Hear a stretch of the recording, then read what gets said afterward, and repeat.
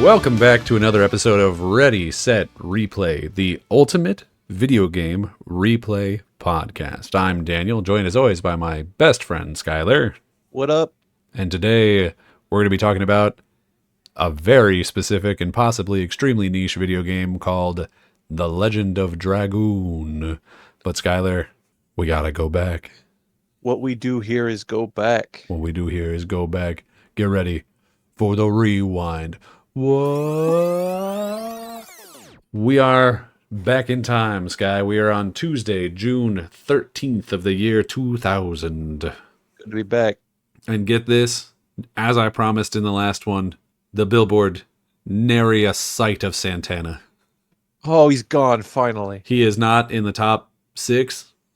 I don't remember if he's in the top 10. I only wrote down the top 6.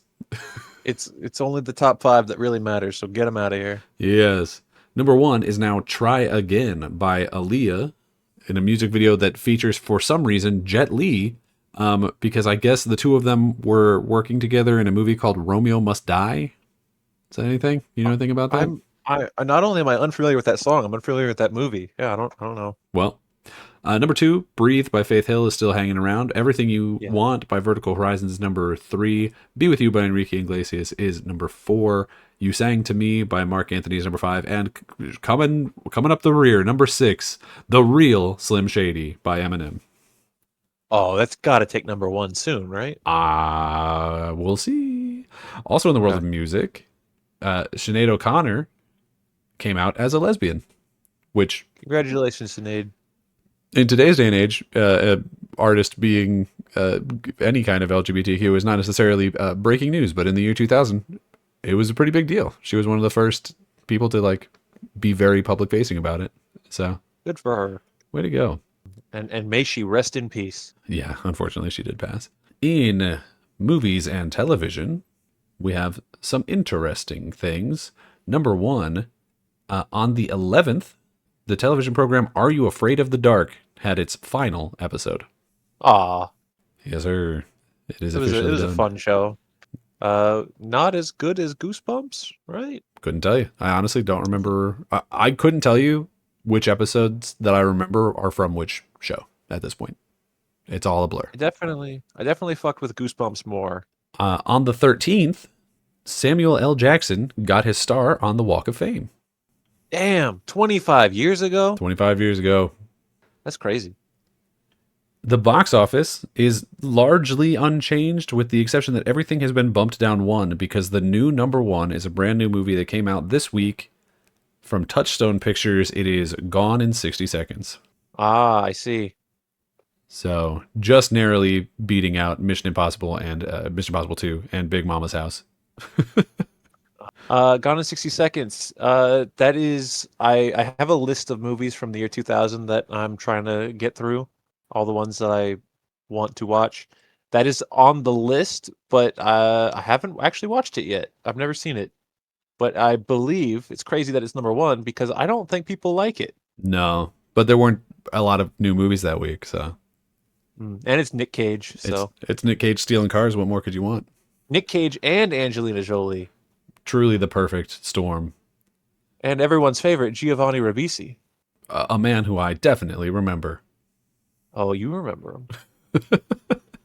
In the world of sports, we had, on the 10th, the Stanley Cup Finals, in which, in Game 6, the New Jersey Devils beat out the Dallas Stars, 4-2. This was at the Reunion Arena right here in Dallas, Texas. Stars never going to win. Reunion Arena was then demolished in 2009, so unfortunately we can no longer go and see it. But I looked up some videos of it. It's actually a really cool place. The Stars have a good arena now. Yeah. I've never been to the Reunion one, so I can't. Well, it no longer exists. You can't go. It's a park now. Can't compare it. Yeah. Was it called the Reunion Arena because it was next to the Reunion Tower? I think that whole area is because the park is now Reunion Park. So I think that whole area, just everything there is called Reunion. Reunion Square. Yeah. Who reunited? I don't know my Texas history. Where did you? Is this like the fable of the prince and the princess that were separated by a mountain, so they met in the secret love tunnels? Yes. And they reunited? Definitely. The secret tunnel. The famous Texas secret tunnel. Secret tunnel. On the 11th was the very last WCW Great American Bash, and it was really bad. Well, to the surprise of no one, later years of WCW not good? Question mark. Yeah. So Great American Bash has now become an NXT thing, which is maybe a little insulting. But this pay per view featured an unmasked Rey Mysterio just wrestling as a human being, Booker T wrestling under the name GI Bro, a Human Torch match between Vampiro and Sting, in which the winner had to light the other person on fire. So Vampiro lit Sting on fire, and then he fell off the top of basically the cage above the entryway. Wait. Yeah. Vampiro lit Sting on fire, and then Vampiro fell over? No. So no, Sting fell. Oh, okay, that makes more sense. Yeah, he fell into like a crash pad, and then they blew 1,000,000 pounds of fire extinguishers at him. Well, and the main he's a event, Hall of Famer. to maybe point out why WCW was not great at the time, the main event was Jeff Jarrett versus Kevin Nash, both at the tail end of them being even remotely able to do anything. Oh, Kevin Nash. My hot wrestling take, not a huge fan of Kevin Nash. No, he's not great. He's really not. And the very last thing I have for our rewind here is that on the 10th in London, the Millennium Bridge was opened by the Queen, and it was almost immediately shut down because it was swaying both in the wind and under people's footsteps. Jesus. So I take it wasn't supposed to be doing that. No, not generally. They then shut it down and did a bunch of more reconstruction on it. It took 2 years to get it to the point where people could walk on it safely. But it's still up to this day, and has featured weirdly prominently in a couple of movies. If you remember at the beginning of Harry Potter and the Half-Blood Prince, when the Death Eaters fuck up that bridge, that's that bridge. Yeah. Okay. Yeah, it's the Death Eater Bridge. Gotcha. It's also in Guardians of the Galaxy, because apparently Xandar is London, so that bridge gets bombed. So in both movies that it is prominently featured in, it does get destroyed.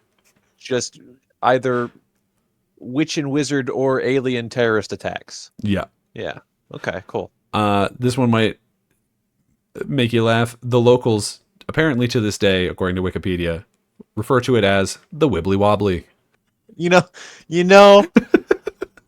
this might make you laugh. I did take that as a challenge. I was like, oh yeah.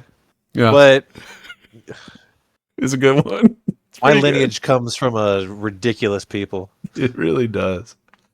But Skyler, now that we're back, let's talk about brand new video game. Coming straight out of PlayStation. We've got The Legend of Dragoon. Skyler, what are your top level thoughts on it? My top level thoughts kind of changed the more I played this game.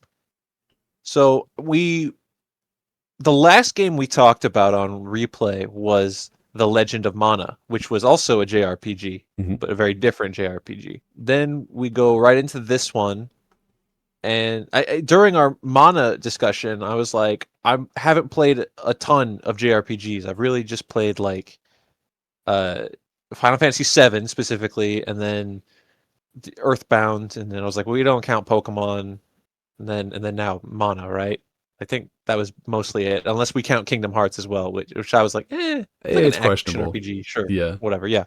And so when I booted this game up, I literally did the meme of like guy who has only played Final Fantasy VII. This is giving a lot of Final Fantasy VII vibes. It's almost a lot of it seems like to me, to my brain, and granted, Final Fantasy VII was first. It was like, this is a direct copy. That's just Cloud. This is like, those are the same text boxes. We do the same like overworld map traversal type thing. Hey, yo, is that Sephiroth over there?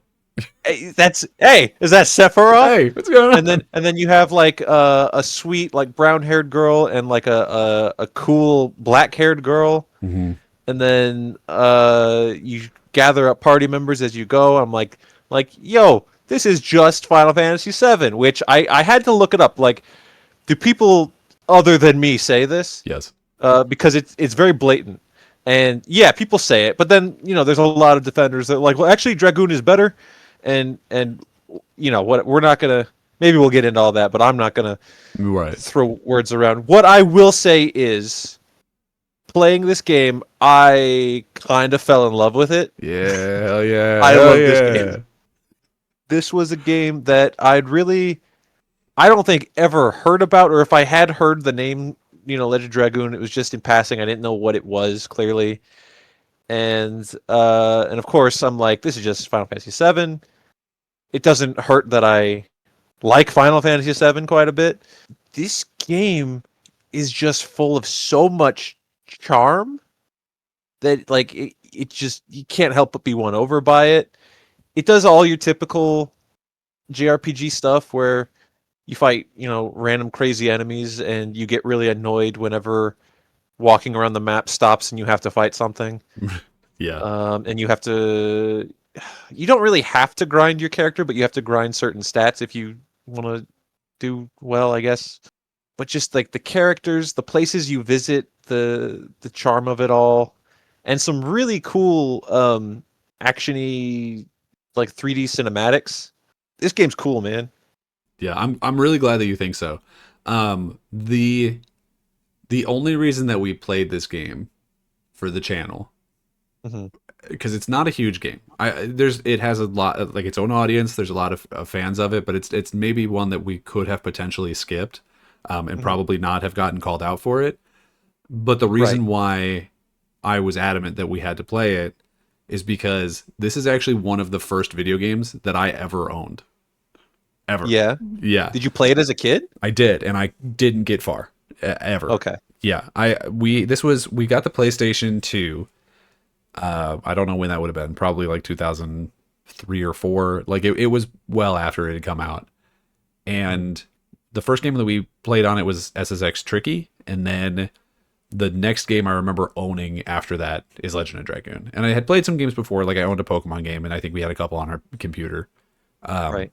But this was the first like bigger game that I remember owning, and I couldn't Yeah. get shit done in this game. I Talk never. about big. It's 4 It's discs. 4 discs. I never made it off disc 1. I don't even think I made it to like frugal, like to the prison fight. I don't think I The ever even made prison, it there yeah. as a kid. Okay. And then I just never went back to play it. And so this is a game that quite literally has been sitting on my backlog for my entire life. Which to get around to games like that, like games we own but have never played, is the reason why this channel was birthed. Pretty much, yeah. So we're ticking some boxes finally. Oh my god. And let me tell you, if I had been able to finish this game as a kid, if I had been a little bit smarter or maybe a little bit older before I, fell off it, A little bit taller. Wish you were a baller. Yeah. this game would have been my whole fucking personality. I really believe that. It's a big dumb JRPG, and I love those. I always have. And then on top of it, your whole party is like basically Power Rangers, but dragon themed Power Rangers. Yeah. That's the Yeah. coolest. If you ran back to 12-year-old me or whatever, and you were like, "Hey, by the way, that game that you haven't finished yet is about Yeah. dragon themed Power Rangers," my ass would Yeah. 100% have jumped back on that shit. Are you kidding me?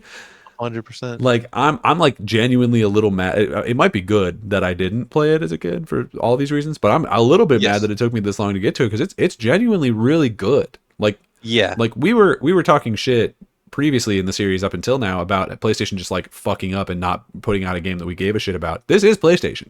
Now it's Yes. not a game that ever got any respect from PlayStation. It didn't sell. They unsurprisingly they made this game in direct response to Final Fantasy VII. That's very Yeah. obvious. Yes. And it did not sell as well as Final Fantasy VII, obviously. Although it did sell apparently really well in the West. It didn't sell super great in Japan, but it sold really good in America for some fucking reason. And so that's why it has like a really big cult following here, but just like globally, it didn't do anything. It never got a sequel. Sony Japan, at the same time they were making this, was also working on Ape Escape and Eco, and both of those were more critically successful. So they sort of ran down that chain, and that's how we ended up with, admittedly, even better games like Shadow of Colossus. So, like, a great team. I'm honestly still a little mad that they shut Sony Japan down recently. Yeah. But Yeah, this is a really interesting game. Pretty much everything that you said in your bit, I think I agree with. Is this as good as Final Fantasy VII? Like, no, I think it does certain things better. Mhm. I really liked the, having the sort of active part of combat. I think that's great. I like having the cutscenes. I think I might like some of the characters more, but not all of them. Um, Yeah. I think the world of Legend of Dragoon is better than the world of Final Fantasy VII, but I just like the story in 7 better. I don't even disagree with that because you as you travel the world, it kind of establishes like you're going through like 4 different countries more or less, and it just it feels like there's more of a piece together history, whereas Final Fantasy VII, you're like, there's the sucky part and there's the Yeah. theme park, and Right, right. it's crazy. I've been holding on to a discovery that I've made, and I'm wondering. I'm going to reveal it to you now in case you don't already know, Okay. and maybe we could talk more about it later or now, depending on what you think. When I was playing a lot of this game, a friend of the show, Steven, was around. He was watching me play, and he got sucked into it too. He was like, "Oh man, I love this," Right. which made me happy. And then arbitrarily, I was like texting him about like, "Oh, I beat the game, yada yada, I did this," and he was like, "Now you got to buy like a Dart action figure." Dart is the name of the main character for those who don't know. Right. And I was like, "Huh, I wonder if there are Dragoon action figures." There are. So clearly they thought they had some expectations in this. They were like, "Oh man, we can make some money." They made one, two, three, four, five, six action figures, I believe, of characters in this game, and That means th- minimally we're missing at least one party member. they're not No, all party members. Is the messed we up would have to part. miss at least 3 party members. Yeah. Who got a toy? Okay, so Dart got one. Obviously. Rose got one. Sure. Shayna got one. Okay. Kongle got one. That makes sense. Lavitz got one. Okay.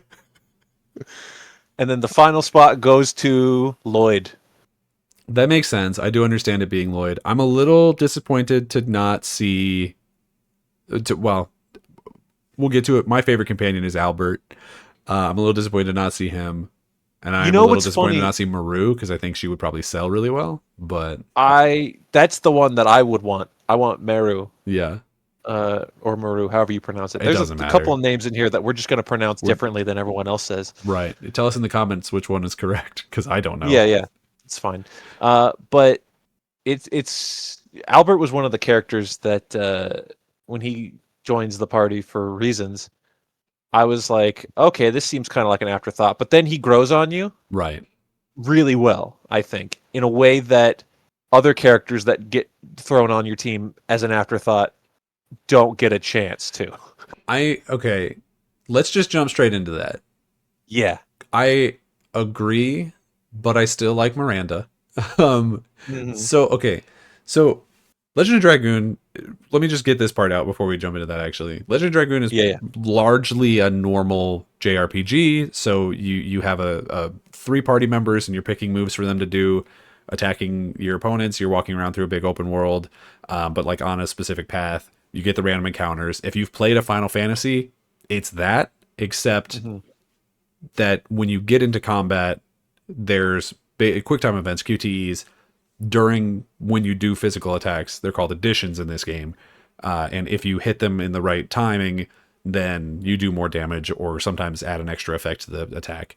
And that's actually sort of a trademark of the guy who was the director of this game. So the director was Yasuyuki Hasabe, Yeah. who is not like a hugely known name, but the game that the other game he's known for is Super Mario RPG, which does the same thing. Oh, that's So true. it's sort of like a thing that he really loved doing, and I think it's a good addition here. No pun But intended. so just to get that out of the way, it takes place in like a very normal sort of fantasy world where there's all the different races you would expect, except they have stupider names. There's angels that are called Winglies, which is really dumb. I think they should just be called Yeah. angels, but whatever. There's giants that are called Gigantos, whatever.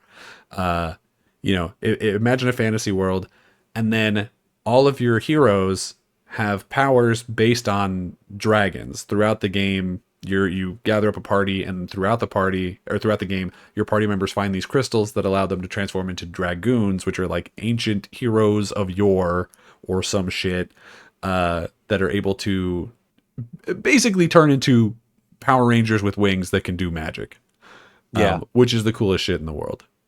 It's so dope. When the game first throws the dragoon power on you, and it's just like, hey, do you want this little tutorial? I was like, oh no, is this going to get overwhelming? But it doesn't. It's pretty intuitive, easy to handle. Like, you just unlock certain spells, and you can only use the spells when you turn dragoon, and then you have a melee attack that may or may not do good damage. Who knows? Depending on which character it is, yeah. Yeah. And then like you have it, and then the girl that just joins your party, Rose, she has it. And I'm like, okay, that's fine. And then another party member gets it, and you're like, oh, Yeah. is everybody gonna become a dragoon? And then another party member gets it, and you're like, oh my god, everyone's gonna become a dragoon. It gets all exciting. Yeah. It is sort of it's sort of a push and pull for that, with me, where it's like the speed at which it happens and the fact that it happens to literally every one of your party members makes it feel like a Yeah. little bit less special, because when the first couple times it happens, it's like, oh my god, you like have this lineage or whatever, like you're super Yes. special, the spirit has chosen you or some shit. And then it's literally like, oh no, it's just like kind of everybody who you know, like all your friends are just really cool. You're Yeah, like, they oh do okay. say they kind of build this narrative that there's some sort of like otherworldly force that's pulling all these special people together, and Right. that's why everyone that you happen to know is a dragoon. It's because you're all fated to be together to be dragoons. So it works in that regard. But yeah, it's just like once you see the pattern, which is very early, you're Yeah. like, all right, when do we get Meru's dragoon? Right. And then Absolutely. and then you start fighting someone who has blue dragoon armor, and You're you're like, like, all oh, right, here it oh, here we is. go. Ooh. Yeah. The ways in which you get the dragon spirits are so a lot of the characters just end up having it. So like Rose already has hers. Yeah. Uh Dart basically already has his. And then a handful of the other ones you have to fight other people who have the dragoon spirits. I think that's for Lavitz / Albert, Yeah. Hashel, however you want to say it. I said Hazel. Yeah. Maru. Is that it? Is that all of them? I think you fight someone for Shayna's / Miranda's. Oh, technically, yeah, because you get it from Shirley, and you fight what's her dickhead's name, Drake, before that. So he doesn't have it, but you do have to do a boss fight to get it. That's true. Yeah, yeah. And then Congos you just buy in a store. Can I tell you? Yeah. I stumbled upon that naturally by accident.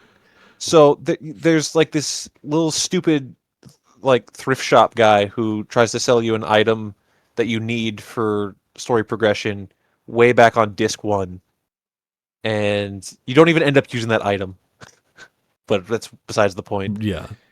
And then but that town that he's in also has like like expensive, could be used later for end game type stuff in a weapon shop. So when I was like in disc 3 or 4, I think 3, I ended up going back to that town. Like, I need to go back and buy that stuff. So I traveled all the way back there the hard way before you even get fast travel at the very end of the game. Hmm. And I was just walking through, and the little cutscene started happening. And this guy was like, "Hey, you want to buy this?" And then it was a shiny golden stone, and I was like, "Are you fucking kidding me?" This is just here. Where did you get Yeah, that? what the? It's one of those things where it was like 2 in the morning, and I messaged Steven. I'm like, "You'll never guess what I just found, and who I found it from," because he was there when I like bullied him into giving me the glass jar for free. Right. Dear God. Ugh, man. But yeah, the gameplay of this is really interesting. I think I like the active aspect of it, although I did struggle with hitting the buttons on time, especially when some of the editions have like 6 or 7 different fucking buttons you have to hit to do it right. Yeah, That gets really annoying. I mean, you get the one item that lets you, the war gods, whatever, that lets yeah. you just put it on them, and you don't have to play with that mechanic for that character, and that's great. I definitely put that on Albert. Um, I ended they up getting 2 of those. oh, did you buy a second one? I did. So you got the first one from the ghost ship, right? Yeah, I got one from the Ghost Ship, and then I didn't buy a second one. I used my money on the like legendary helmet that makes it so magic doesn't hurt you, because I kept getting my Yeah, ass beat by magic guys. yeah. So I got the free one from the ghost ship, and then I was grinding, like trying to get everyone's additions up because I got like all the way to the third disc without doing that, and then I just ended up with enough money. Right at first, I was like, "Is it worth it?" And I was like, "Well, I have so much money anyways." I just said, "Fuck it," and I went, and Right. that's why I went back to that spot, and I ended up finding Kongal's Stone. Um, so yeah, I ended up having two, and then I typically put them on Haschel and Albert and let them do their massive combos, which they did tons of damage with, and then I used darts, not his like main combo, but like his like the one that had like 4 additions on it, whatever Oh, that one's called. Crush Dance. Yeah, crush. They all say their moves when you pull them off successfully. I was also using Crush Dance. That's why I knew it immediately. Yeah, there you go. Man, it's they do say I watched like a bunch of making of stuff. They do say in that they intentionally wanted to make it so that magic like wasn't really a thing in the world, so that when it is revealed that the Winglies can like do magic, that's surprising, and that's why there's like none of your characters can do magic unless they're in Dragoon form. Yeah. I will say I think that's one of my bigger negatives for the game is that I think because it doesn't have any kind of like magic and because you can only hold 32 items, so you can't even like get around the playing with having different items in there. I Yeah. think it does make combat feel more repetitive because it takes a lot of the strategy out of it for me. Like Yeah. in a Persona or a Final Fantasy, you have different characters that are good at different things, and that's still true here, but just to a lesser extent. And so I think like I could have very easily played this entire game without changing my party. It could have been me, Albert, and third person for the Yeah. entire game, and I would have been fine. Yeah. I mostly shifted through. By the time I got to the end, I tried to like use everybody a little bit, see all their Right? dragoon Yeah. forms and see their like celebrations when they win a victory. Watch Like Maru wipe Meru like out. falls over. Yeah. But it came down to the nitty gritty of like big boss fights or basically the entire end game. I was like, you're stuck with Dart no matter what, and then I would use either I would Albert because he did big damage Mhm. and he one of his dragoon spells is to like buff everyone's defense, Yeah. and then either Haschel or Rose is Yeah. who We I would basically use, did and the then same thing then, party wise. everyone else is kind of on the back burner. Yeah. It's interesting for sure. I think the combat of this game is really good still, but I think Mhm. not having that magic element or like any kind of special abilities as far as that's concerned Yeah, uh, does sort of make it a lot more straightforward, which isn't necessarily a bad thing, but I think because the game is also really long, it does end up getting pretty old. And I found that yeah, grinding in the game like doesn't work. You get so little experience. Like I yeah. played a lot of JRPGs. This is like egregiously a small amount of experience per battle, and money per battle. Like you get dick all. You are genuinely probably gonna be fine if you avoided every single random encounter and just fought the bosses. Yeah, That's where 99% of the experience that I had in this game was from, was just boss fights. And I think that's true. I think I only Like struggled in like maybe two of the boss fights.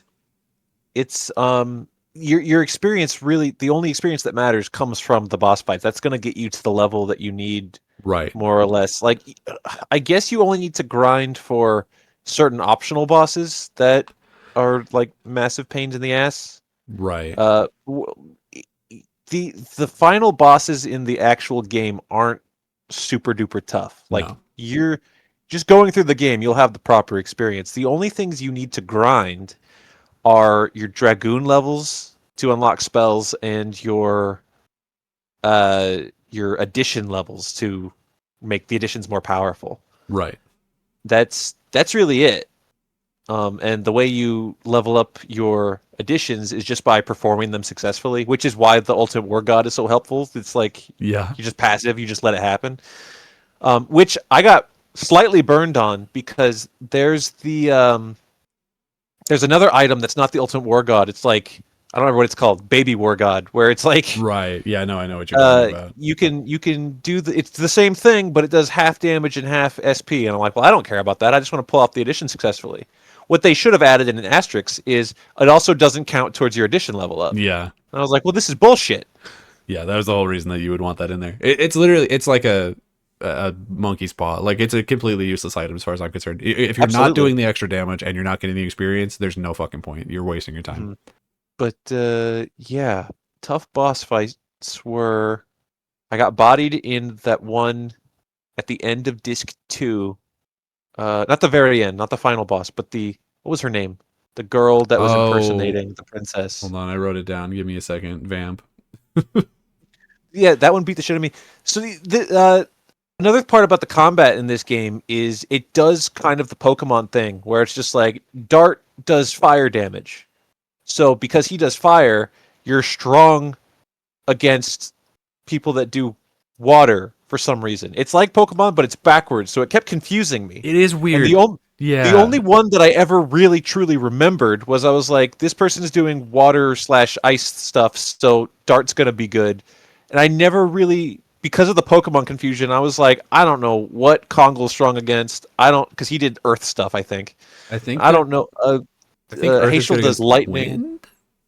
Hazel does lightning. I don't know who that's good against. Hold on. Light and dark. I don't know who that's hurting because Light and dark do each you would other. like you would do something that you're like, this is lightning against water. Is that something? No.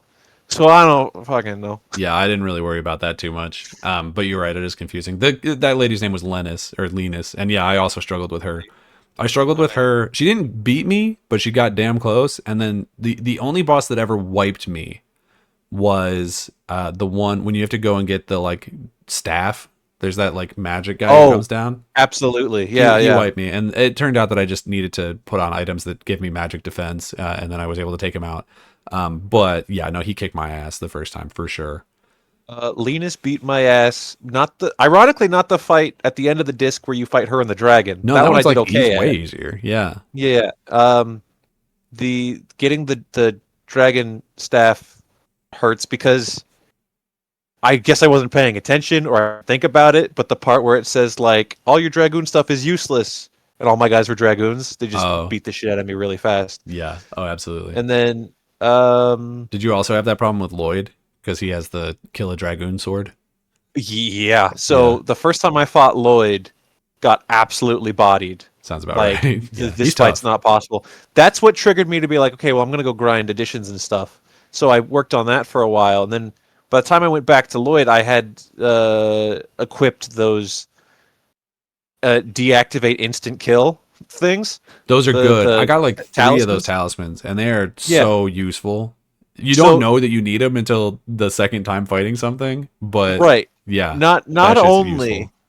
not only does it like because there are certain instant kill moves where they just do a big animation and then your guy just falls over and he's done. And you're like, oh, that sucks. Uh, but you have that attached, the talisman, and not only does it not kill him, it does no damage. It's just he wasted his turn. Yeah, So like that's how you beat Lloyd in that fight is to have a dragoon with a talisman, and then he wastes all his turns trying to kill something that he can't, while you beat the shit out of him with other stuff. yeah. Oh, it's great. It's so good. Um, man, mechanically, I think that's really all that I have to talk about. But I did want to talk about the story because that's really what I think attached me to this game. Because the combat's just kind of Yeah, like whatever. I It's like pretty generic JRPG, but maybe honestly maybe a little bit worse than most. Although I do like I the agree. quick time events. But the story's really good. I do think for me personally, disc 1 and disc 2 are better than 3 and 4, but 3 and 4 have some of the coolest shit. So Yeah. it's kind of a toss up. I think honestly, if this was instead 2 different video games and game 1 was just disc 1 and 2 and it went through the Serdian Civil War and then uh I don't even know what that second chapter is called, but everything leading up to Dart and Shanna finally kissing, Yeah. that would be like a 10 out of 10 game. Like I'd be so down with that. But disc 3 for me, while it has a lot of cool stuff, is like that's the exposition disc and it's a lot of just like people talking. There is a lot of late game exposition in this game. Yeah.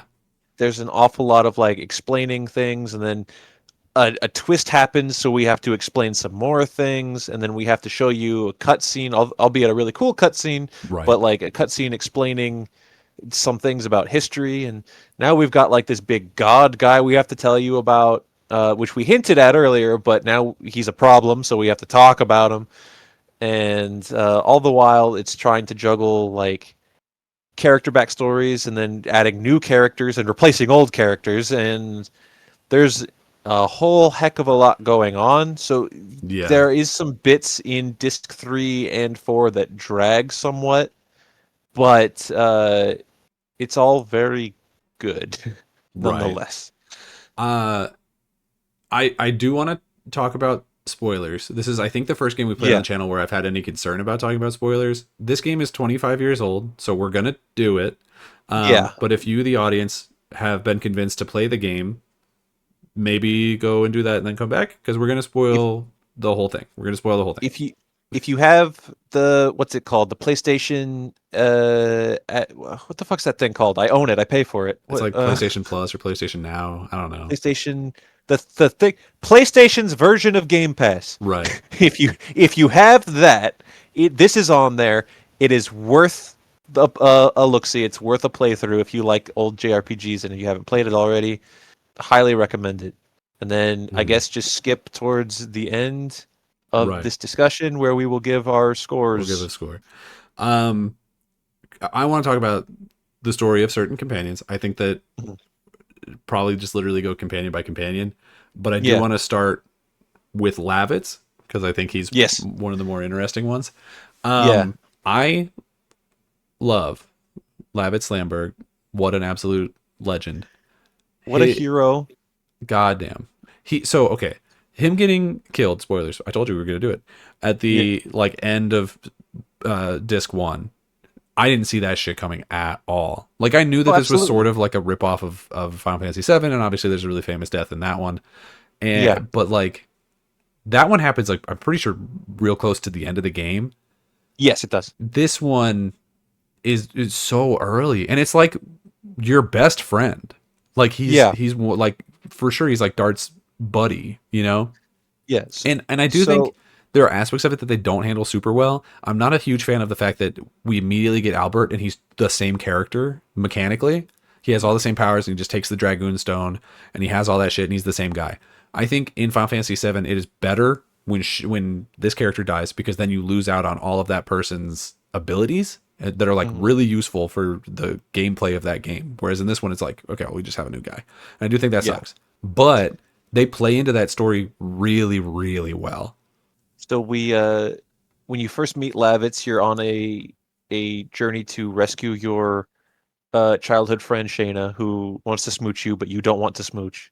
And uh, just to give a rundown on your main character, Dart, he's basically Cloud. All right, that's fine. He's Cloud. He's It's Red Cloud. he's Red Cloud. That's it. Yeah. So you're breaking into this big prison because Shayna's been kidnapped, and your village that you grew up in has been burned down and destroyed. Uh, Uncle Owen and Aunt Brew are dead, Right. Which also happened, and by the way, to Cloud. Just saying. But okay. So yeah, you break into this prison to rescue Shayna, and you're going through and you're fighting all these stupid guards, and then you come across this guy. Was Lavitz being held prisoner? I don't actually remember. him and like two guards or two other knights of Basil or whatever Yeah, were being taken prisoner and then they like broke free and started fighting or something. and then his friends got like thrown off a bridge, Yeah. and then you square up with Lavitz, and then you guys get surrounded, and then you're like, let's fight back to back, and then he becomes your best friend And from then your there. He's bros. your first party member, and he's a cool guy. He uses a spear, or as he likes to call it, harpoon. Harpoon. So it's really funny. I'll say the way Lavitz became endeared to me is, as mentioned, Steven, our friend, was watching me play this game, and every time Lavitz would hit his move and yell "Harpoon," Steven just started calling him Harpoon. Right. As And is then you tradition. unlock a different edition. His next move is called Rod Typhoon, and I was like, "Oh, that's his real name, Rod Typhoon." So we just kind of jokingly called him Rod Typhoon the entire game, and then game goes on, game goes on. Steven leaves. He's like, all right, I gotta go. It's getting late. I'm like, all right, see you later. I keep playing. Basically, 20 minutes after Steven left my house, Lavitz is killed. Yeah. Oh I my text him god. like, you'll never fucking guess what just happened. They fucking killed Rod Typhoon. They killed Rod Typhoon, the hero. So yeah, halfway through disc 1, you enter this heroes tournament just to see how strong you are or whatever. And you end up getting second place because you get to the finals, and this tall, dark, mysterious Sephiroth character named Lloyd, which we probably could have done a better name, but it's whatever. There's actually, I'll throw this in here just as a quick little bit of trivia. The way they chose names for all the characters in this game, where they just came up with 100 names and then just like picked their favorites and assigned it to whatever character it fit best for. And, like that's what they say. And then I'm like, how the fuck did we end up with Albert and Lloyd? It's Albert. Like, Albert sounds like a king, at least. I guess. Although when I did meet him, I kept calling him Prince Albert. So Yeah, that's of course. It is what it is. But yeah, so you get absolutely bodied in this embarrassing fight against. It's a scripted loss. Like you try have to to attack lose, him, yeah. you can't even hurt him. Like he just dodges it. So it's like, oh, okay. And it's very clear, like this guy's gonna be a problem later, type thing. Like I'm gonna have to fight this guy for real. But then you're doing this other boss fight, which you win, and then just out of nowhere, Lloyd just runs in and fucking kills the shit out of Lavitz in a shocking twist. Yeah. Well, because when you And meet Lloyd in the arena, he talks like he's a hero, and he believes himself to be, which is why he's a good villain. But like, he's talking, he doesn't come across as like, oh, this guy's gonna want to destroy the world. Like he comes across as a potential future party member. Is honestly what my original thought on him was, and. Then he shows up. He's like, there's been this like hooded character in the background of a couple of scenes, and he turns out that he's that guy. And then just one hits your best friend, and you're like, what the fuck, Lloyd? He whips out this ultimate magic sword and just kills him. Yeah. And it's very sad. And then immediately, all of Lloyd's weapons and armor and experience and Dragoon just shifts to the next closest person. Lavitz. Who happens to be Lloyd, but yeah. Lloyd Lavitz, excuse me. Rod Typhoon. Names Rod Typhoon, the true hero of the game. He is murdered, and all of his belongings, as written in his will, go to the person he loves most in his life, not his mother, the king that he works for, Right. who was kidnapped and shirtless, and right there. Yeah. So he gets all of Lavitz's stuff. And says, well, I guess I'm in your party now, in a way that initially I was, like, a little offended by. I was like, how dare you? How dare you stand where he stood? But, as mentioned earlier, Albert does grow on you. He gets, like, a little wins love you over story. by smooching some princesses. Yeah. He's honestly probably one of my favorite characters. But then the whole story becomes about Albert like kind of trying to live up to the loyalty and the sacrifice of Lavitz, and then you get all the way to the end, and Lavitz returns as a late game like sympathetic villain where his body has been like reanimated by a demon, and you have to like talk to him to get him to turn around so you can hit the demon that's on his back instead of him. And it's genuinely like crazy powerful. Like it's a really powerful scene. I really liked it. I think that narratively it is a better death than the one in Final Fantasy VII. I could see that. I think it is more interesting. Yeah. Now am I crazy? I mean, I guess if we're I'm tiptoeing this line because like the death in Final Fantasy VII is so famous. Yeah. And we're in a spoiler topics for a different game. Yeah. Can we just talk about it? Nah, let's keep the spoilers to just the game we're talking about. That's fair. Yeah. I mean, I can't imagine anybody's listening to our Legend of Dragoon discussion that hasn't played other like the most famous JRPG in the world. Right. But it's fair to not talk about it just in case. But yeah. Lavitz is a hero. He died a hero, and then he died again. Another hero. You do it like a three-way fist bump. Oh my god, it's the that makes you shed coolest a tear. shit. It's the coolest shit. Um, and that's not the only one of your party members that gets replaced throughout the game. I guess we could talk about Shayna, We can talk about Shayna. I who man, I never liked Shayna. I like her. oh I like her. No, I don't. I don't even like. I was gonna say I like her relationship with Dart, but I don't. I like the ending of it, and I think in disc 3 and 4, where they sort in disc 1 and 2, the reason I don't like Shayna is because the entire time she's running around being like, "Oh my god, Dart, I love you so much," and then everyone is like, "Dart, you should understand that she loves you." Like, why? And it seems like Dart's not interested for like most of the first 2 discs, and so I'm yeah. like, everyone just shut He up. keeps Like, saying like she's like a little sister. right. And so it's really weird that everyone's like trying to force this on you. And eventually it turns out that he does like her, and so it's fine. But for the first Mm. like disc and a half, it feels really awkward.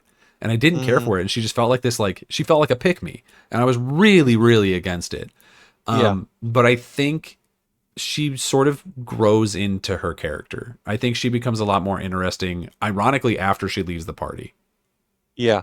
We are on the exact same page. We're on the same paragraph. We're on the same damn sentence, There we Daniel. go, baby. This I spent the entire first half of the game actively making fun of Shayna every time she Because spoke. she sucks, dude. She sucks so She did. bad, disc She, one. she not only is she annoying pick me, as you said, Mm-hmm. and like you keep getting these options of like every time she's like, "Oh, Dart and I we belong together," and then like sometimes you get an option of like Dart should say like, "Haha, yeah," or "Hell no." Yeah. And I would always pick the put down. We're just like, shut up, girl, be quiet. Yeah. Yeah. Yeah. Yeah. Um, but by the time that the relationship actually does become romantic by the end of disc 2 and they share a little kiss scene, you can't help but be endeared by that. It was like, Absolutely. all right, Yeah. they brought it around, so it works. But Well, and it's so um, rare in anime and JRPGs for a relationship to actually happen. So when it mhm, actually became a thing, I think I was more okay with it because I'm mhm, so used to watching, you know, 100 episodes of an anime where these two people are clearly in love and then they never even kiss, or mhm. you know, watching like playing Final Fantasy 7 and you never actually end up with any of the girls in that. I don't believe, like, there's never, I don't think there's a kiss scene in that, is there? uh, I can't recall off the top of my head. Yeah. And it's a thing where, like, I don't know, I guess maybe it's like a cultural thing in Japan, but like a lot of the stuff that I anime and JRPGs, the relationships just like never really take off unless it's like a Persona where it's a dating sim. Mhm. So actually having them get together, I was like, okay, all is forgiven. Like, this is unique enough that I will accept the weird energy that this had for the first 20 hours. Right. Um, Although I will be honest, I was like, he should probably get with Rose, and then that got awkward. yeah, But I yeah, like Meru though. so Shayna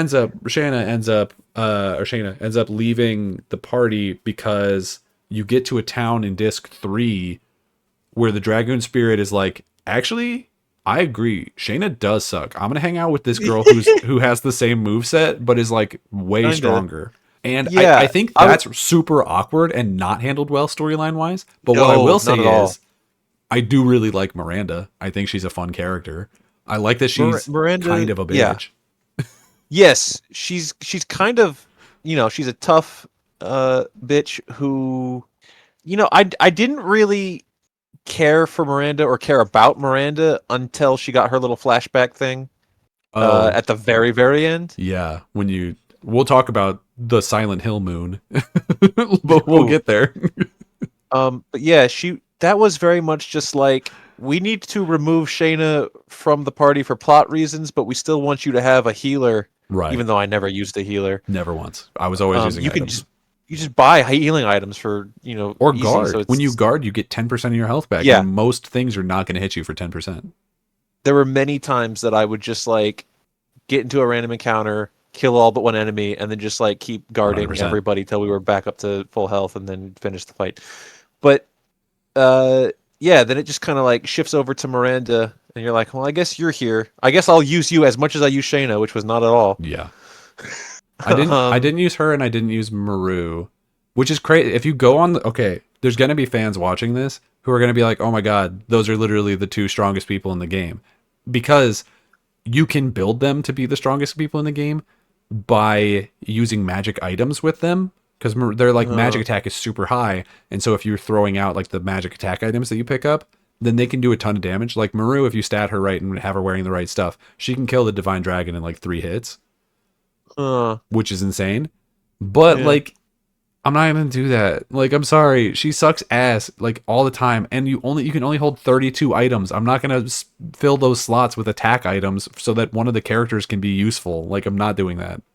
Yeah, this is we're getting off into a tangent, and we'll circle back to the other characters. But the fact that it's only 32 items, and I never found a way to increase that number, pissed There, me off yeah, I don't think there so is one. much. And then you can hold 250 weapons and armor, and I was like, this, if anything, should be But, backwards. This should be the opposite. yeah, was that an error in the code, or things going in the wrong backpacks? I don't know, man.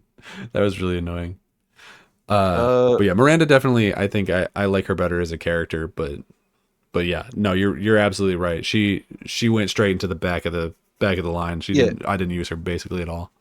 for me, Miranda, and as much as I enjoy him, Kongal.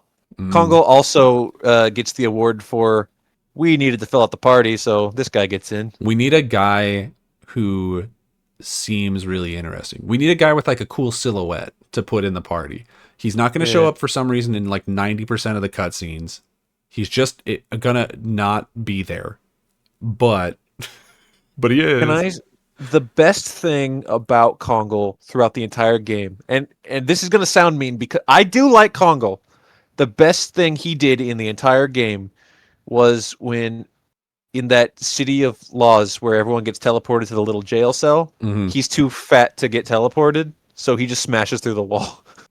Yeah, I'm a big fan. I like him a lot too. But yeah, he's probably the most overlooked character. He gets a little bit of stuff because he's a giant or a giganto, and he's the last of his race, and that's really Yeah. cool. And they play with that a decent amount. He's been like sort of adopted by one of your early game villains, and so you actually fight him twice, and then he's like the villain turned hero, which is another thing that's common in JRPGs. Yeah. But then basically the second he joins your party, it's like he just kind of stops being a character until the very end when he gets like two more scenes. Yeah. And it's like, I don't know, man, like that kind of sucks because he is one of the more interesting characters, like thematically in being the last of his race, but we just don't really do anything with that. Yeah, we do kind of start collecting various they establish like there's even a point in the game where they kind of list like here's all the races of the world and giants and winglies are one of them and those little dudes who are like elf Oh yeah, gnomes the we like never even really talk about them nor did they ever matter no, but they show up like they're once or twice. they're there. Yeah, Yeah, I guess that must be part of why they wanted him on there. Just like, look, he's a giant. It's like, well, he's big. It's like yeah, Andre the Giant. yeah, absolutely. Who's left? Maru. Okay, I like Maru as a character. She also got almost no play. I think her additions are annoying to do, so I didn't do them. Yeah, I definitely didn't use her all that much in combat. Uh, I mean, I liked her. I liked her dumb girl attitude. For She's very sure. clumsy and spastic. I when she gets her dragoon armor, she dances for like an hour, and I loved that. Yeah, no one gives a shit. She's running around like, Yeah, "Oh my god, that's I get to be a dragoon." Everyone's just like talking about the they're next just like, step in the plan. yeah, well, we gotta go here now, and she's just so happy. Uh, I think it's funny that the revelation that she's a Wingly, and then she goes to the Wingly town, and they're like, we Winglies are mad at humans, and she's like, that's stupid. I'm bringing a bunch of humans here. Yeah. Oh my Um, god. she bridges the cultural divide by just simply not listening or caring. She does that sign can't stop me. I can't read. Absolutely, she does. Um, but yeah, that's really all she gets. She's She yeah, doesn't she get doesn't get a ton. anything too heavy. but I love a good dummy, and she fits that role. Yeah, there's like one bit in the game where they start sort of doing stuff with her where when you go to her hometown and it's like, oh, her parents like have a weird relationship with her and there's this guy who's like her fiance but like maybe not. But they never Mm, really circle back to that in any meaningful way. So yeah, she doesn't really get a ton other than the reveal of her being a Wingly and then hmm that's kind of it. But I do still love her. I think she's a really fun character. I just wish she got more to do. she's the action figure I would want, and they didn't make her. Didn't even bother. The action figure I would want is Rose because I think Rose is secretly the main character of this game. Rose is. mm, I'm debating whether to call her the GOAT or the MVP. They both kind of mean the same Kind of the thing. same thing, but yeah, I get you. I get you. She's not the most useful in combat. I did use her in a lot of boss fights because of her. She's got astral drain and she can like take people. Yeah, She hurts the opponent and then heals your whole party, and that's great. That's a really fun in my combo. in my experience through playing, that becomes less and less useful the higher through the game you go, higher level, It does, but because I like it think. Oh, gives sorry, you you like go first. 25 health back. It's not a lot. It depends. It depends. So there were a couple times where she would do like barely any health. I mean, you said 25. It's usually like 100, but it's like not at that point like negligible. Right. But once you get to the like what is it, the law town or whatever, like with the Mhm. disc 4, she starts being really useful again because everybody at that point starts being weak to dark. And so she does astral drain and it'll do like 600, 700 damage in some cases, and then everyone's getting healed 300, which is still not like a crazy amount of healing, but it's like neat, cool, great. It's like a guard worth if you're Yeah, Dart, I guess. yeah, but I don't know. She is the goat. I just love her. She is my favorite character for sure. She's my favorite character. She's very interesting. Her whole thing is that she was around in the war that happened, like what 11,000 years ago, where Oddly enough, it was exactly 11,000 years where ago. yeah where the dragoons like beat the Winglies and set up the whole plot of this game, and she has this like really tragic story where everyone hates her because she has to go around trying to find and kill the moon child, because if the moon child Yeah. lives then like this god of destruction will get reborn, and so she has to kill the moon child and everyone who knew her just to be safe. And so throughout like 11 years, she's just had to do that over and over again. And everyone hates her and calls her the Black Monster because she's Yeah. a murderer. But like she's literally doing it to save the world. And like, so she is a monster. She's doing bad things, but like it's this really tragic, like horrible story. And then you come to find out like she literally had to watch all of her friends die in this big war, and that she was engaged, I think, to one of the other dragoons who died in front of her, who is also Dart's dad. Spoilers. We're fucking Yeah. crazy. Like she has, of all the characters in the game, she is by far the most important character, I think, Yeah. to I the agree. to I the through agree. line of the plot. I And I mean, fucking even love her.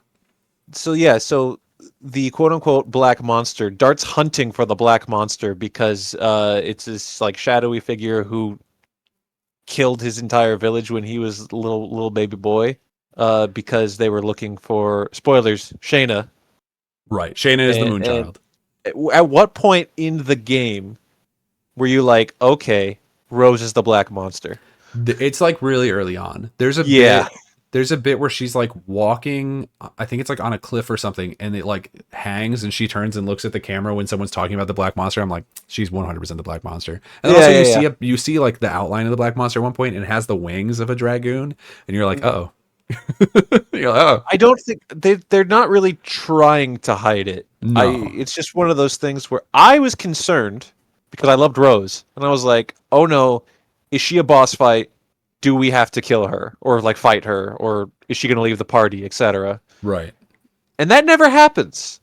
When the no, revelation of the Black Monster happens, Dart is angry, and then her motives are explained, and Dart hits her with the "let's move on." yeah. He's like, that sucks, but we have bigger things to worry about, and also you're one of my best friends, and I love you. Mm. So And she gets her redemption from that by, again, we're in spoilers, at the very end. One thing that happens rather quickly, I think too quickly, mhm. is she does end up sacrificing herself, like in the final cutscene. Yeah, yeah. Which is I think okay, JRPGs have this like problem, I guess you could say, where a lot of them in the last act all of a sudden are just like, okay, now fight God. And in a lot of the cases, it Yeah. feels like it comes out of nowhere because in a lot of JRPGs, it'll be like, oh, we have to fight the king. And then it'll be like, oh, and then like the last 10 hours of the game, it'll be like, actually, the king was being manipulated by this God. Go fight God. I Yeah. think it is handled better here where the villain becomes God. So that's something. Yeah. But I did still see that trope and was like, "Oh, okay, yeah, that's about right." Yeah. And I also think I really like all the Dragoon forms. The Divine Dragoon form that you get to fight that boss is fucking lame. It looks really dumb. Man, It I looks really bad. it's pretty crazy how yeah, so Lloyd has the ultimate dragoon form and he is killed and Yeah. gives it to Dart because Lloyd gets a redemption near the end where he's like, "I'm sorry I killed your friend, but I'm trying to do something here." And Dart's just a very forgiving person, it turns out. Turns out. And when Lloyd bites the big one, he gives the dragoon form to Dart, and then when you use it, you're like, "Oh hell yeah, here we go! This does less damage than my red dragoon." This is worse than what I already had and Damn looks it. stupid. Yeah, Yeah. bit of a bummer. It Did is. you think this is kind of off topic? Did you think that when Dart went red dragoon, that his chest piece looked like that enemy from Doom? Oh, the Kaka demon? Maybe. Yeah, It does look kind of like that. I think all of the armors look so cool except that last one. Um I wasn't a fan of Haechel's. I think it yeah, was okay, like Hazel's is a little bulky in a awkward. weird way, Yeah, his is a little weird for sure. but everyone else's looked cool. I think How much of the side content did you do? a bunch, but not all. I Same. collected all the Stardust, but Same. I didn't fight Faust. Also same. Okay, so Yeah, but you did there's like a random little fort that you can do that's like nothing. right. I That's where you did fight that. the armor, He's like yeah, it's right? like a ghost or some shit. And then did you do the one where you go and like kill the old dragoons? Yes, I did do Okay. that. I went out of my way to do that. That one's I think really cool. I really like that one. Yeah, I agree. Where you get to go and sort of meet all the old dragoons. I do wish it was a little that they weren't literally just like, oh hey, this is the character who is that current dragoon, but slightly different. I get that like that's sort of the theme of the game is that like it's this like fate and like all of these things and lineages bringing these people together and stuff like that. And so like I get it, like I understand why they look the same, but I was also like, oh okay, well I was a little disappointed. Yeah. But I do think it's really cool of like we have to set these souls to rest, and then you go to the end game part where it's like, hey, all the souls can't get to heaven. You need to kill Satan real fast so that they can get out of here. I don't know, man. I just think it's really cool. There's so much about the like lore of this world that I think is so interesting. Like how all the people in was it Feltz or whatever, the like second disc country, they're like really into astronomy. And I was like, oh, she's gonna be like, oh, you're a real Gemini or some bullshit, but like it's not that Oh, annoying. right. Or like all the people in what's it called, Leningrad, the like Russia town, like all of them are they're like all about fate and destiny and like everything is pre-written and all that stuff. I think there's so much like interesting shit if you just like take the time and go and talk to all the characters to find. And I think that really makes this world feel so much more real and believable. Hmm. And I just really love that. I really do. I think the only party member we haven't talked about was Haschel. Right. Who is secretly your grandfather? I think so. Yeah. I mean, they don't There, explicitly say it, but it is definitely true. now, okay, let me ask you this: is Haschel black? No. Are you sure? Yeah, he's like Asian. I think. I mean, He's supposed to be like an old kung fu master. his sprite has much darker skin than everyone else, in a way that I kept like reading all his lines with a Billy D. Williams voice. That's okay. That's crazy. But I think at best you could say he's like maybe South Asian, like he's maybe like Indian or Pakistani or something, like skin tone Maybe, wise. But his sure. character model is darker than his like icon, like his face or whatever. Yes, Um, that is true. so he is, but he's definitely supposed to be like the wizened old kung fu master guy. Like he even does the like hands behind the back walk that they do in all the anime. Yeah, definitely, definitely. I Um, just also pictured that, but he was a cool old black guy. hey, everything's possible. Why not? Why not? I really Heishel was sort of a middle of the road character for me. I didn't really love his attitude, I guess. I don't know. He was fine. Like I think his story is really interesting. Him like looking for Yeah. his daughter, and then it turns out that his daughter is your mom. Like that's really interesting. Mhm. And mechanically in combat, he's really useful. So I used him a ton. But when I think about like the characters, he does end up sort of middle of the road for me. I don't disagree. I Yeah. think that's fair and true. Um, I think I liked him just a smidge more because I read everything with a Billy D. Williams voice, but that might have been user error Hey man, on my behalf. if it gave you joy, then it's not an error. That's all that Yeah. matters. Um, But yeah, no. If I had to rank everybody, not including Dart, who's just main character who right. has Yeah, yeah, yeah. clouds everything, I think Rose would be first, and then Albert, then I think I liked Meru, then Heschel, then Kongal, then Miranda. But I liked the whole party, I do so too. that's a I plus. think the comparisons between this game and Final Fantasy VII are fair and justified. I Yeah. think if you look at from a purely visual standpoint, this set of characters versus the set of characters from 7, they are worse. But having Hmm. played both, I think the characters in this are more interesting. With the exception of the first couple you get in 7. I think Aerith, Tifa, Barrett are all really good. I really Yeah. love those 3, but then you start Uh-huh. getting to like Red 13 and I'm like, eh. You get Kate Sid and I Sith don't really and care about Sid. sure. Kate Sith. Yeah. So like those characters are so nothing to me in that game that I end up finding Understandable. this party much more interesting. That's the Final Fantasy VII group is all very ragtag. Look at all these colorful characters that have come together. This is that in a very similar way, but we all get matching Power Rangers armor. Yeah. So Yeah. when you stack that up, I understand. Yeah. Absolutely. It's just really cool. I Another one of the things that I want to talk about here is how each of the discs of this game feels like a completely separate game. Like they tell one Yeah. overarching story, but within each disc is by itself a story. You Like conclude a plot point before you move on to the next disc, which also happens to be a different country, basically. right. And I love that. I love Yeah, that's great. disc 1 being all about this civil war and then disc 2 is like a political plot where somebody has infiltrated a royal family, and then disc 3 is all about like slaying this massive dragon, and then disc 4 is we got to kill God. Like I think that is so cool that you could very easily be like this in modern day. This would be 4 games or at least 3.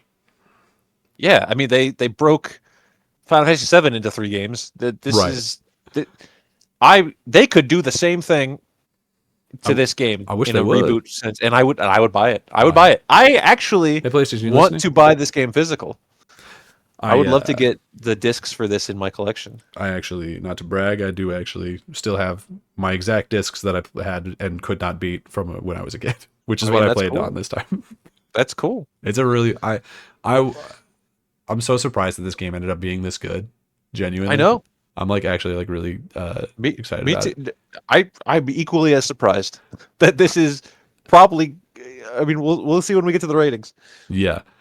Um. Let's see. How many other negatives did I have in here? We kind of talked about all of them.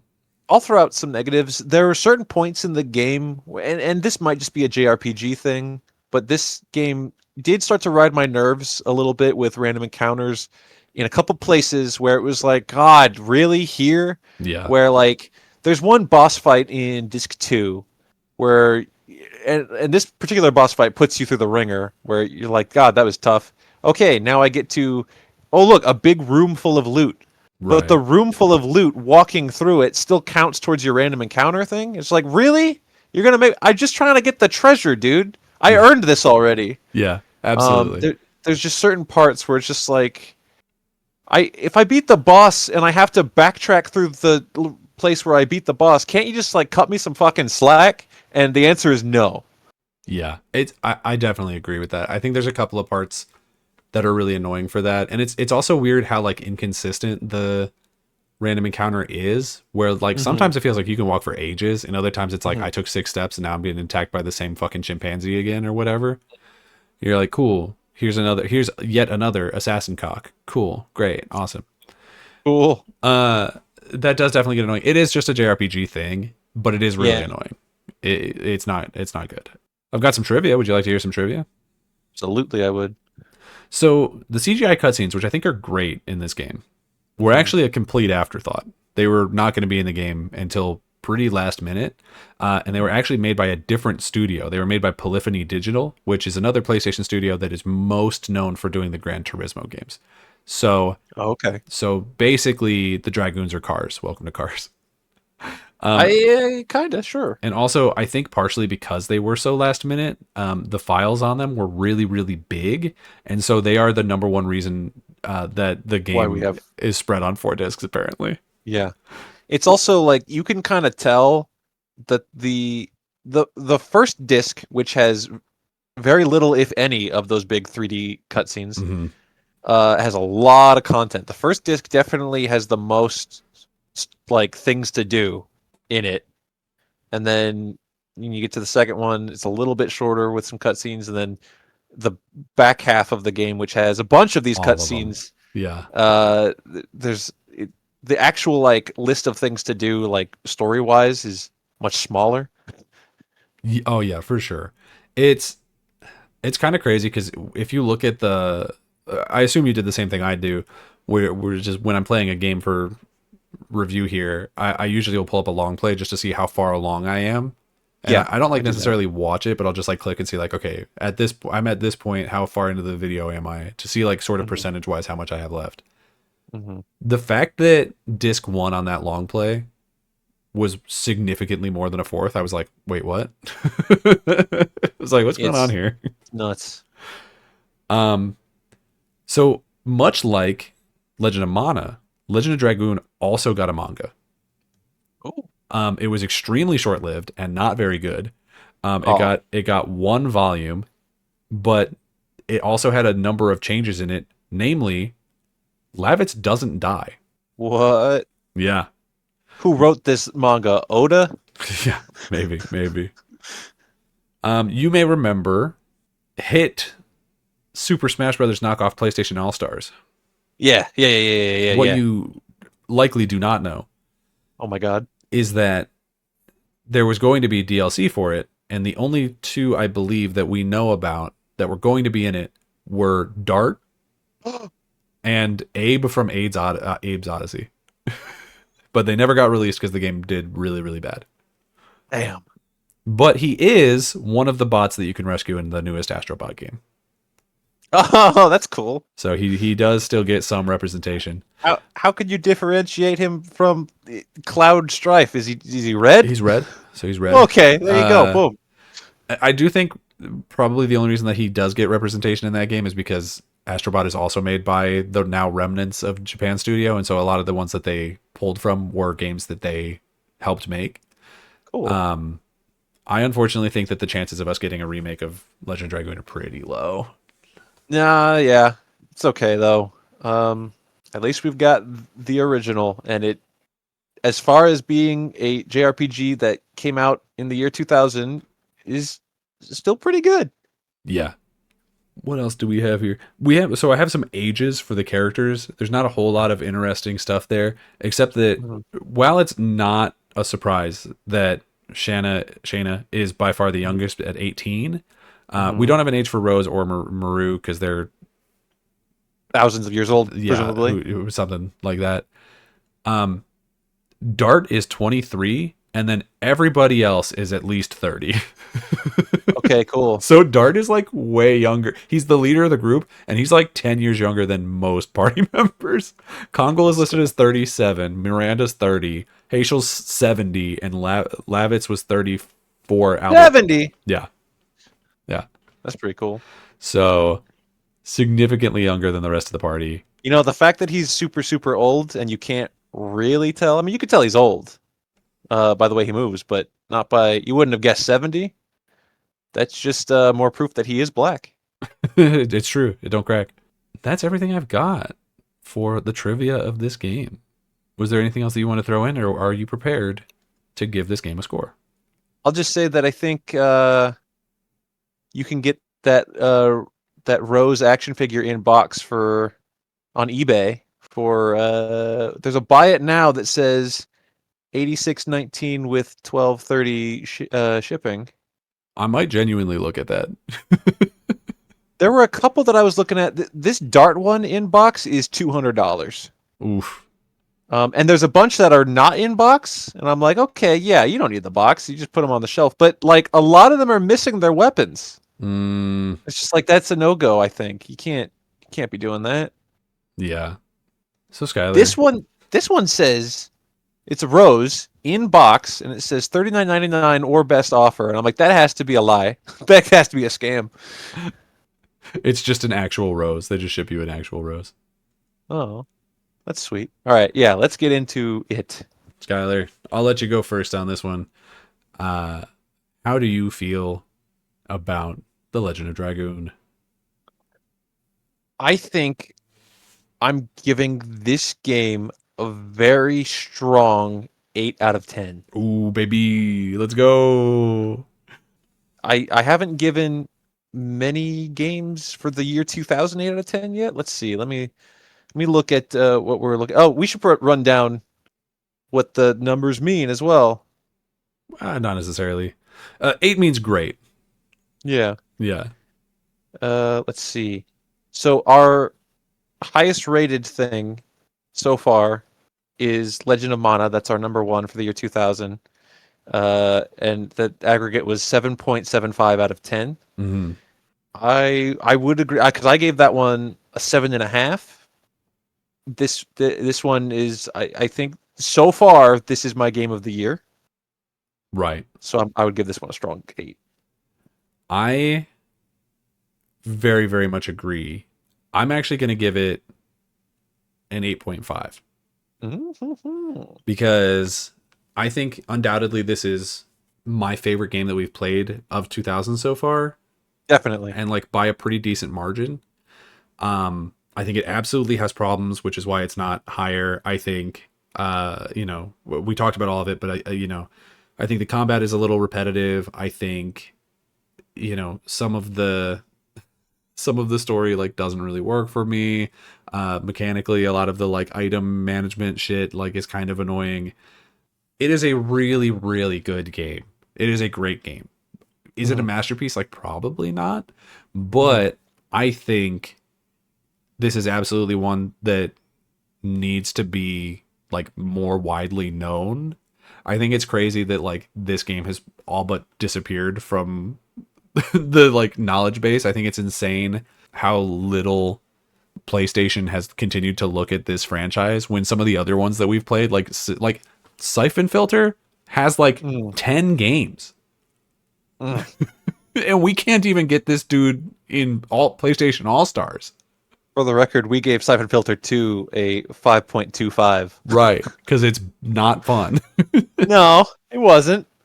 So if I give this an 8.5 and you give it an 8, our aggregate score is an 8.25, which I believe makes it the highest rated game of the year 2000. It's our high score. 8.25 is the score to beat for game of the year, which for me personally, I know there's a game coming down the pike that's going to beat this, but that's just me. This is I'd be surprised if this didn't end up being at least top 5 for the year. High. It's gonna be high. Yeah. For sure. This is a great game. Loved playing this. Absolutely. I'm really glad that which is shocking. I'm shocked by this. Oh, I'm shocked too. Like honestly, I've had this on my backlog for so long that I was like, there's no way this game is good. There's no way. So I'm so happy to be wrong. And if you have decided, based on our reviews, that you are going to also give this game a shot, it's easier to access than you might think. You can tell us all about how amazing it is on the comment section here on YouTube or on Spotify. You can follow the show on Twitter at rsr_pod. You can follow me on Twitter and Blue Sky at Daniel J. McGee. You can follow me on Blue Sky at Skyler8bit. And until next time, everybody, play more games. Play more games. The game's just starting, the world's so bright. Jump right in, everything feels right. Let's play, take a trip back in time where pixels and